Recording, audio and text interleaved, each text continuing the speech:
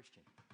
And so, I'd never read the Bible, and I was probably less than a year old in the Lord, and I had read through at least the New Testament once, and I had this naive thinking. Oh, now I know Jesus. My sins are forgiven. I'm on my way to heaven. He really loves me. Isn't life great? Life is fair. Life is wonderful. And if you do good and wonderful things and obey God, life will be good to you. And I was about 19 years old in a Bible study with two other close friends, and we got serious about our faith, and we were growing. And this fella came from a rural area, and so he rode, instead of the 10-speed type bikes, he rode the kind of bikes. Remember the old kind of bikes where you would push down on the pedal? In fact, they're coming back, those cruisers, that's how you stop. Well, he got with a buddy, and they were both on the wrestling team in college, and they were West Virginia, real high winding roads. I mean, hairpin turns, and they would go down very fast. And Sunday afternoon, they decided, hey, let's take a bike ride. And my buddy Frank and Bob are out riding on their bikes, and they get going very fast, and they're athletes, and it's kind of fun. And a hairpin turn comes up.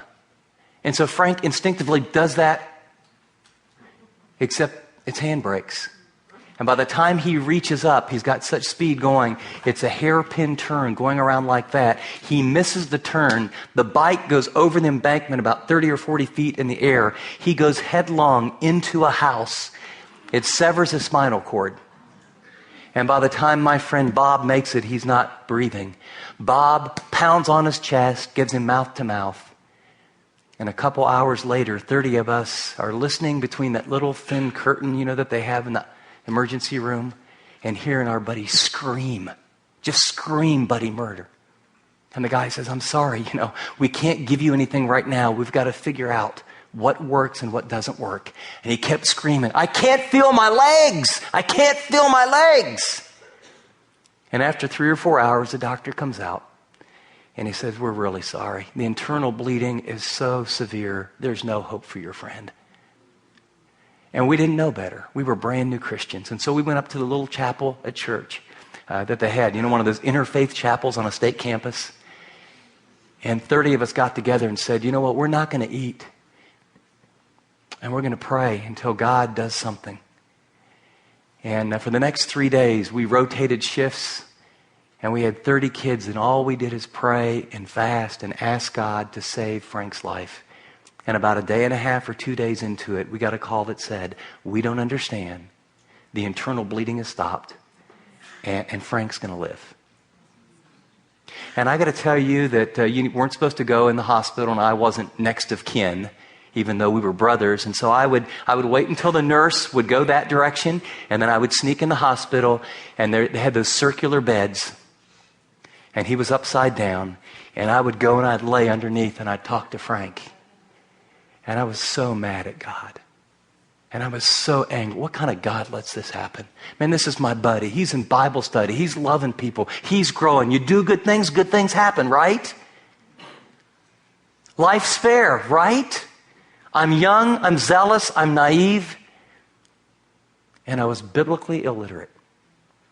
And I'm telling you, if you think life is fair, number one, you're theologically inaccurate, and you're pragmatically in for a very hard, difficult life.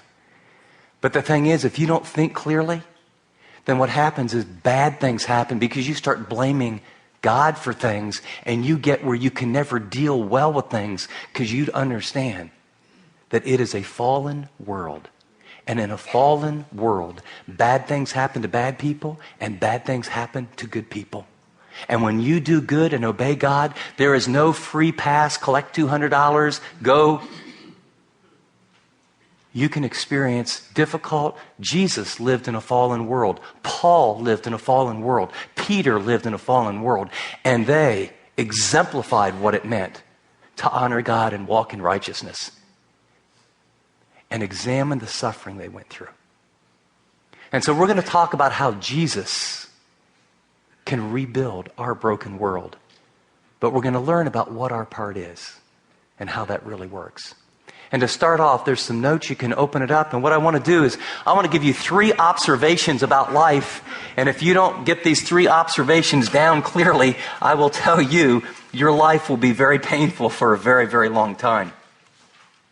Observation number 1 is that trial